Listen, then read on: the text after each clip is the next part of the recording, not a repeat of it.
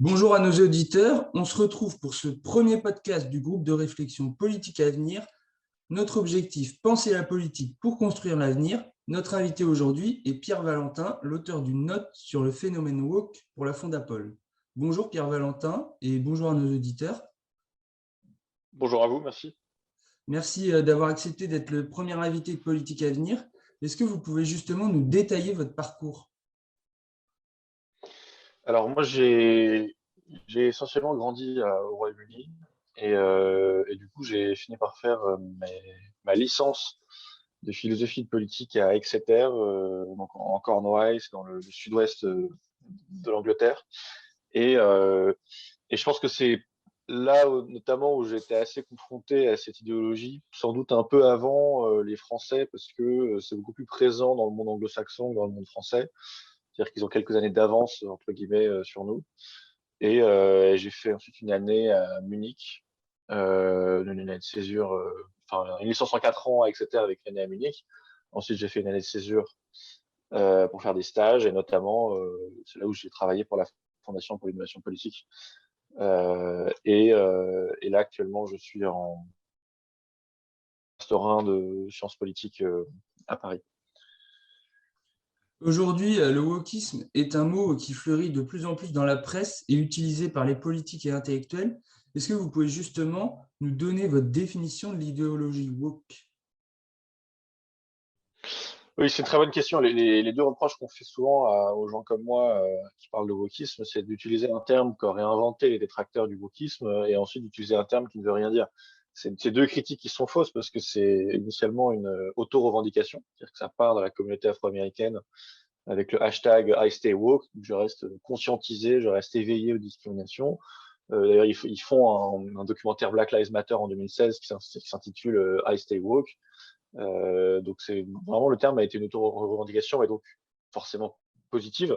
Et c'est que très récemment qu'ils ont perdu une bataille sémantique et donc culturelle en voyant le mot se faire péjoratiser, si je puis dire. Alors pour la définition du coup, la définition que j'en donne, c'est le wokisme est une idéologie qui considère que nos sociétés occidentales sont fondamentalement et non pas accidentellement régies par des structures de pouvoir, des systèmes d'oppression, des hiérarchies de discrimination qui ont pour but, ou en tout cas pour effet, d'inférioriser l'autre avec un grand A, c'est-à-dire la figure de la minorité sous toutes ses formes, ethniques, sexuelles, religieuses. Et le woke, c'est celui qui a conscience de cet état de fait et qui en fait sa mission presque existentielle, d'éveiller les autres à cette réalité néfaste. D'où le fait que je suis relativement attaché au terme, qui est forcément imparfait, mais parce qu'il garde cette symbolique. Alors déjà, c'est une auto-revendication, donc c'est bien de garder ça parce que c'est plus organique qu'une étiquette qu'on aurait posée sur eux. Et aussi parce qu'il y a cette notion d'éveil, qui est d'ailleurs un champ lexical qui est très présent au sein des sectes, un éveil à une réalité qui était cachée jusque-là, et le but c'est d'éveiller les autres, c'est de les obliger à prendre comme nous la pilule rouge dans Matrix pour voir à travers les murs et comprendre l'oppression qui s'y cache. Revenons-en donc désormais aux origines du wokisme. Dans ce podcast qui s'intéresse justement et particulièrement au fond des sujets, ce phénomène, comme souvent, et vous venez de le dire, nous vient des États-Unis. Il s'est d'ailleurs considérablement répandu sur le continent européen depuis le développement du mouvement Black Lives Matter. Est-ce que vous pouvez justement nous donner un événement qui marque le début du phénomène woke en France ? C'est dans les universités ou c'est ailleurs ? Alors, généralement, ça commence toujours par les universités. Et même si on va être plus précis, au sein des différentes facs, ça a tendance à commencer par, disons, les départements de littérature, puis sociologie, et ensuite, progressivement, ça atteint les sciences Oui, les facs de politiques, ça lettres et atteint. après de sociaux, c'est bien ça. Voilà, c'est ça. C'est plutôt dans cet ordre-là, même si, voilà, il faut faire une vraie étude quantifiable là-dessus, mais des retours que j'ai, c'est plutôt ça. Euh, alors, un événement qui marque le début, c'est toujours difficile parce que c'est toujours assez progressif, même si c'est exponentiel, ça s'accélère sur la fin. On pourrait parler de ce qui a eu lieu à Sciences Po Grenoble, où à Sciences Po Grenoble, on a quelques professeurs qui contestent la scientificité du terme d'islamophobie. Et alors, je rappelle un peu le contexte. On est quelques mois après la décapitation de Samuel Paty, donc il y a quand même, ça fait la une de tous les médias. On a quand même ça en tête, si je puis dire. Qu'est-ce qui se passe?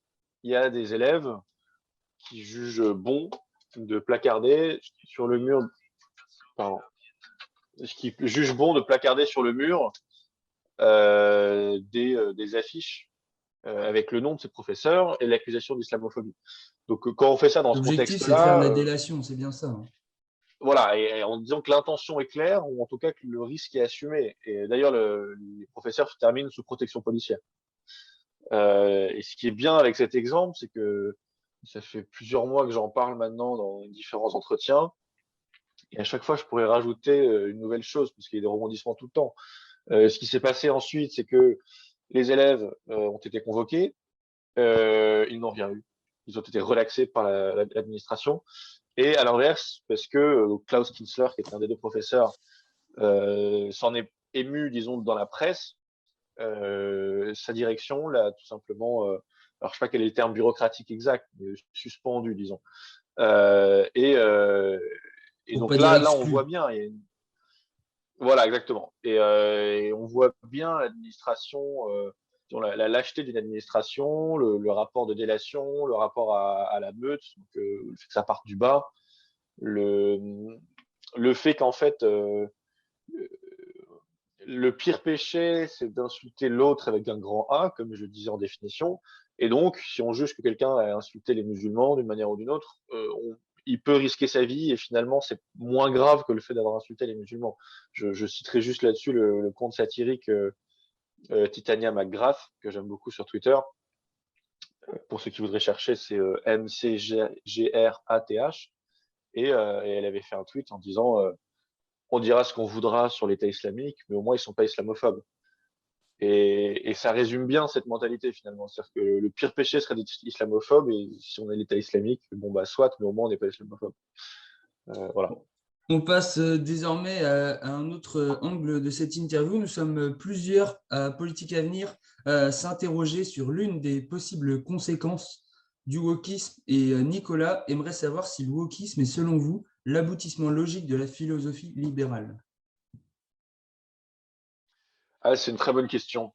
Euh, j'aimerais, je travaille sur un ouvrage en ce moment et j'aimerais pousser cette question. Elle est très intéressante. Alors, commençons par noter les points de divergence assez évidentes. C'est-à-dire que il garde la notion de progrès, évidemment, mais sur le chemin, il largue, si je puis dire, le rationalisme. Donc ça, ils y croient plus, c'est une construction sociale blanche. Il largue également l'universalisme. Là aussi, c'est le masque de la domination blanche. Euh, C'est-à-dire que tout ce qui se prétend un peu neutre et universel, c'est suspect pour eux. Donc, le rationalisme pour tout le monde, ça n'existe pas. L'universalisme pour tout le monde, ça n'existe pas. Et aussi, c'est même pas qui sont contre la liberté d'expression, c'est qu'ils ne croient pas à la possibilité d'une expression libre. C'est-à-dire que nous ne sommes que les sommes de nos identités particulières. Ils Donc, croient à il n'y a leur pas. propre liberté d'expression. Oui, en quelque sorte. Mais c'est-à-dire que moi, en tant que woke, je pourrais dire vous avez telle couleur de peau, vous avez tel âge, vous avez telle classe sociale, vous avez tel sexe, etc.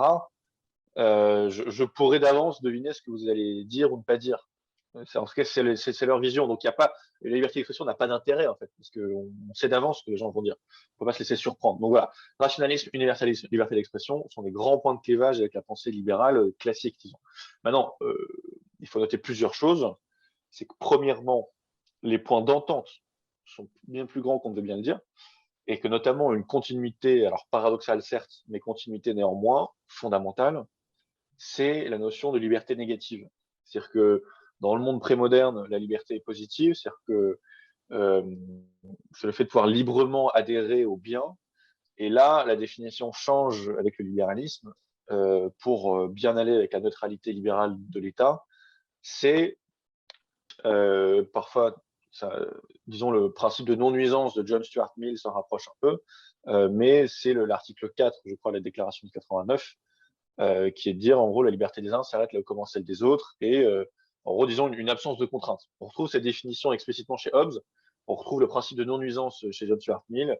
Et on retrouve ça dans la déclaration. Donc, c'est quand même très présent au sein de la pensée, disons, des Lumières au sens large et libérale plus particulièrement. De ce point de vue-là, au moment de la modernité, les contraintes qui pèsent sur l'individu, c'est l'Église, c'est les liens étouffants. Déjà, Durkheim dira qu'il faudra rationaliser la domination, ce que dira Weber également, la domination sur l'individu. Donc, ce ne sera plus des dominations irrationnelles comme l'Église et la communauté, ce sera des dominations rationnelles comme l'État, comme je n'ai pas d'autres exemples à ce stade, mais du coup, enfin si, comme les corporations. Qu'est-ce que c'est que ces trucs-là? Ça nous étouffe, on va se débarrasser de ça. Donc il y a une émancipation de l'individu et de se libérer de ces Tout ce qui entraves-là. amène Et une aussi, hiérarchie les dérange en soi. oui, alors après les woke là-dessus prônent une hiérarchie à l'envers, donc c'est assez délicat. Je dirais que c'est tout ce qui est une forme de tous les liens organiques, si je puis dire. Et tout ce qu'on n'a pas choisi, disons, pour être plus précis, tout ce qu'on n'a pas choisi doit sauter. Et si on prolonge ça, aujourd'hui, on a des personnes qui disent, bah, écoutez, j'ai pas choisi mon genre, j'aimerais pouvoir le changer.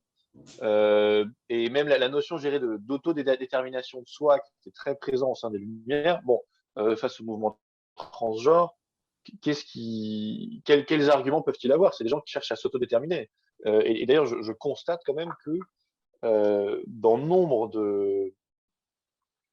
d'endroits qui étaient, je dirais, des bastions du libéralisme classique, ils ont eu assez peu d'anticorps finalement face à la vague woke, parce que c'est des gens qui utilisaient le même vocabulaire, alors avec des définitions différentes, mais qui venaient pour parler racisme, diversité, discrimination, émancipation de l'individu, progrès, etc. Et du coup, ils ont un peu par anesthésie, je dirais, signé en bas de la feuille en disant bah, très bien, ça c'est nous. Alors que les différences, comme je l'expliquais au début, sont fondamentales. Enfin bref, voilà, ça mériterait une plus longue discussion, mais en tout cas, j'ai aussi quelques bases pour répondre à cette question. On pourra en parler longtemps, comme vous le dites. Une autre des conséquences, et qui m'amène à vous poser une question de notre ami Lorenzo, est-ce que le wokisme a-t-il et aura-t-il de véritables répercussions sur l'évolution des pratiques sociales de la population majoritaire française?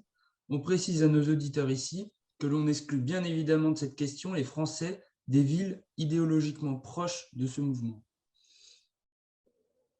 Donc, si j'ai bien compris, les conséquences du wokisme en dehors des villes, des grandes villes. C'est ça.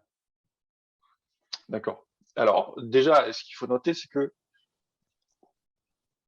ce que nous aura appris, je dirais, cette dernière décennie, c'est que la culture de demain pour tout le monde, c'est la culture d'aujourd'hui pour les jeunes des grandes métropoles.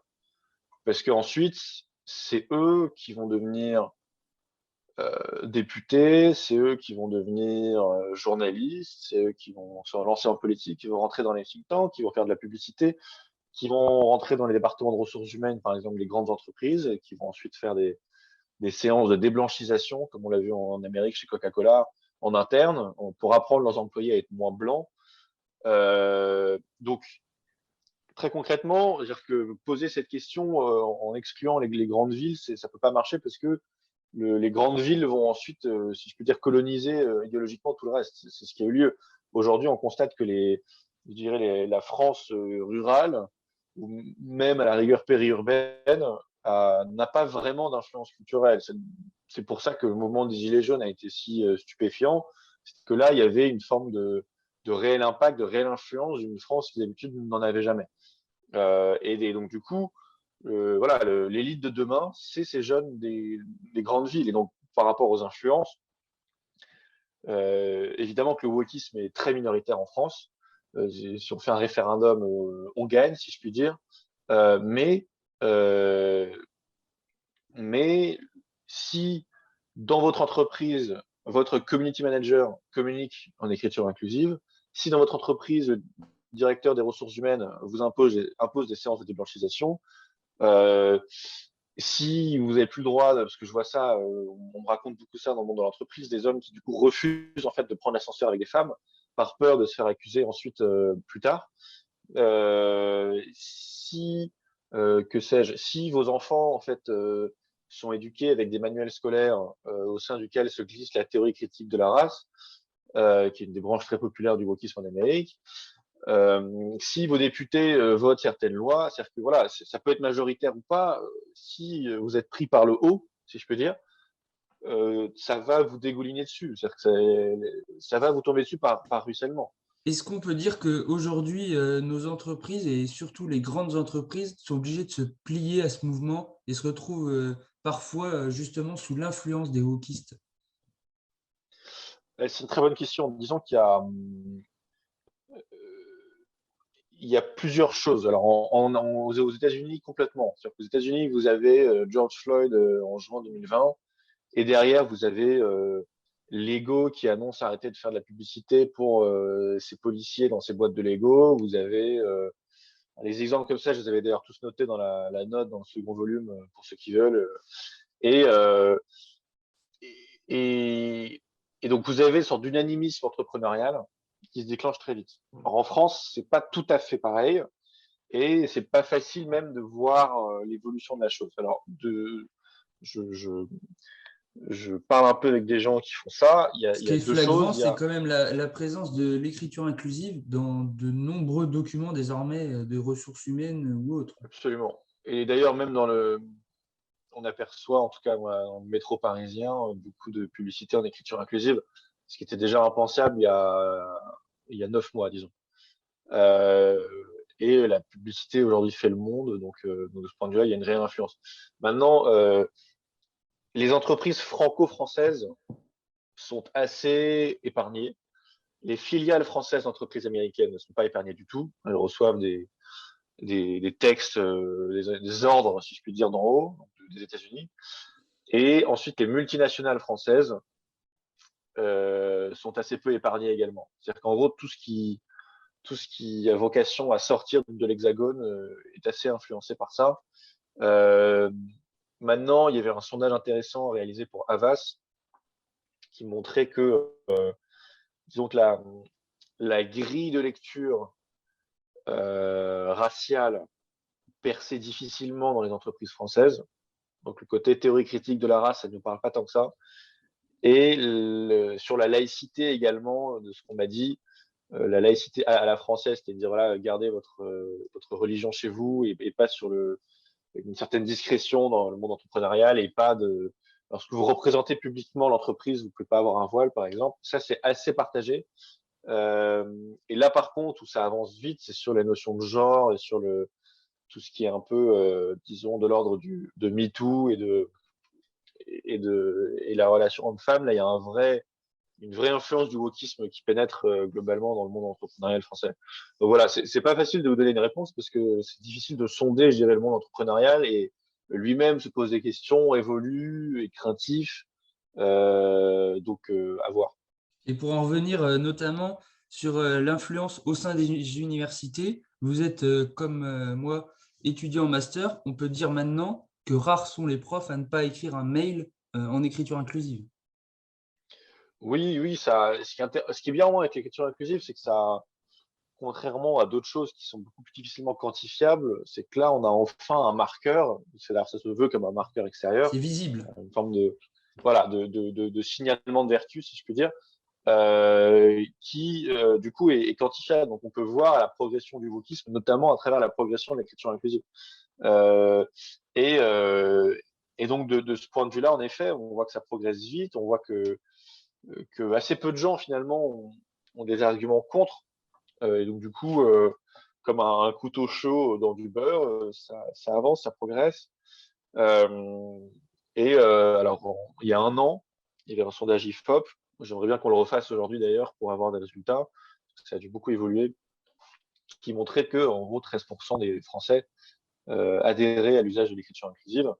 Et là aussi, déjà, je pense que ça a progressé. Et de deux, si ces 13% qui sont tout en haut de la pyramide sociale, si je puis dire, c'est-à-dire que demain, dans 10 ans, c'est 50, en fait.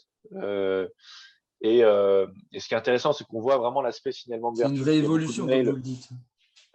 absolument. Et il y a beaucoup de mails où c'est juste au début du mail et qu'ensuite, dans le corps du texte, ça se perd, parce que c'est très compliqué à faire. et qu'il y a, par exemple, je sais qu'il y a des hommes politiques à gauche qui payent pour que on inclusivise, si je puis dire, leur ouvrage. C'est-à-dire qu'ils payent pour qu'on rajoute de l'écriture inclusive dans leur ouvrage.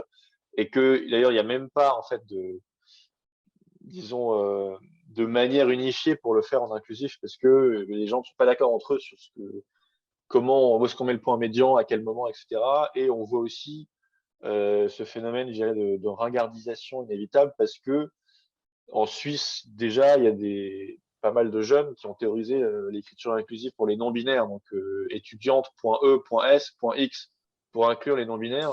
Un autre Et sujet donc, auquel on s'intéressera dans un prochain podcast, je pense. on peut imaginer que au vu de la nature même de ce mouvement, qui est une forme de train sans frein et qui extrême droitise de plus en plus tout désaccord, que dans 4-5 ans, ceux qui sont encore à l'écriture inclusive à l'ancienne soient traités d'extrême droite. Parce que pourquoi n'aimez-vous donc pas les non-binaires? Où est le problème? Je comprends pas. Donc voilà, l'écriture inclusive est en effet un sujet assez intéressant, même si je ne suis pas spécialiste, il y a des gens qui ont écrit des super ouvrages sur la question qui méritent le coup pour le coup. Nous arrivons donc au terme de ce premier podcast et toute l'équipe de Politique à venir estime que l'on en fait peut-être trop sur ce phénomène wokiste. Est-ce que vous pensez qu'il s'agit d'un phénomène marginalisé à l'image d'une élite universitaire parisienne et largement issue des grandes villes? Ce sera le mot de la fin. Alors, comme j'ai dit depuis longtemps, tout commence malheureusement À dans le monde l'université. universitaire. Il y avait une phrase je ne sais plus qui est l'auteur, mais qui expliquait déjà dans les années 60, des paysans ont fait la découverte inconfortable que des débats abscons dans le monde universitaire avaient des conséquences directes sur leur vie, en fait. Alors, pas immédiatement, mais directes au sens où la filiation est directe. Et malheureusement, c'est comme ça. C'est-à-dire que on a une jeunesse qui est dans une forme de crise du sens, qui ne sait pas où aller, qui n'a pas, qui n'a pas grand-chose à faire de sa vie, si je puis dire. Et là, on a une idéologie qui arrive, qui leur promet un sens. Et si on ne répond pas à ça, c'est clair qu'ils vont se jeter dedans. Si vous posez la question, alors je ne sais plus si c'est aux 18-25 ans, disons globalement aux jeunes, ce qu'ils pensent, est-ce qu'ils pensent par exemple que notre pays est structurellement raciste? Ils vont être presque la moitié à répondre oui. Donc ça, c'est pas marginal. Ça, c'est la France de demain pour le coup. Euh, Par exemple, notre recherche avec l'Union européenne est conditionnée à des conditions idéologiques. C'est-à-dire qu'il faut que vous démontriez que votre recherche va aider l'équité de genre, etc. Et donc, vous aurez financement ou pas selon ces critères. Aura évidemment des conséquences gigantesques. C'est-à-dire que la recherche, bah, c'est notre expertise. Et si on prend, c'est-à-dire que le débat qu'on a là, il n'est pas théorique, il a déjà eu lieu aux États-Unis. C'est-à-dire que il n'y a pas de raison qu'on ne suive pas le chemin des États-Unis, qui est un pays, je le rappelle, qui est sur le bord de la guerre civile. On l'a vu aux dernières élections. C'est d'ailleurs cette idéologie qui a élu Trump, et non pas Trump qui a créé cette idéologie. Chronologiquement, ça ne tient pas. C'est-à-dire que ça commence en 2013 et Trump est élu en 2016. Et donc, c'est-à-dire que ce qui nous attend, c'est les États-Unis. Donc, de ce point de vue-là, je ne vois pas en quoi ça peut être marginal. Parce que ressembler ou non aux États-Unis, c'est une question de vie ou de mort, finalement. Et là aussi, la démographie, ou en tout cas le fait que les jeunes des grandes élites, pas tous, une partie d'entre elles, soient vraiment aux prises avec cette idéologie, ça annonce le visage de demain. Donc, de ce point de vue-là, euh, c'est intéressant. Il y a des gens qui me disent ça, et moi, à l'inverse, je suis déjà en train de croire qu'il est presque trop tard. Donc, non, voilà, je veux vraiment battre en brèche cette idée parce que tous les pronostics Il faut prendre le sujet à optimistes, bras le disons, corps pour vous. voilà, et tous les pronostics optimistes du sujet en Amérique se sont trompés. C'est un phénomène universitaire, ça n'ira pas dans la société civile, ce ne sera pas dangereux. Ensuite, on a eu Evergreen où des professeurs, en fait, risquaient leur vie. On a fait, bon, ok, on révise notre hypothèse, ça peut être dangereux, mais c'est universitaire. Et ensuite, ça sort dans le monde américain réel et on fait, oui, ok, d'accord, mais c'est que américain. Ensuite, ça sort de l'Amérique et on fait, oui, d'accord, ça arrive en Europe, mais c'est que universitaire. C'est-à-dire qu'à chaque fois, on est en train de réviser à la Franchir un baisse. nouveau cap à chaque fois. Exactement. Donc voilà, gardons-nous de tout optimisme. Pour moi, c'est vraiment le grand sujet. Alors avec d'autres, avec sans doute la question écologique, la question démographique, la question du transhumanisme, mais ça fait partie des très très grands sujets de demain. Et quand il s'agira de signer une charte woke avant de faire quoi que ce soit, là vous serez moins optimiste. Merci Pierre-Valentin d'avoir accepté notre invitation. On n'oubliera pas de vous réinviter pour un prochain échange autour de notre podcast. Merci évidemment à nos auditeurs pour leur écoute et à nos lecteurs. Et on se retrouve le mois prochain avec un nouvel invité qui s'intéresse aux questions de société. Merci encore. Merci beaucoup.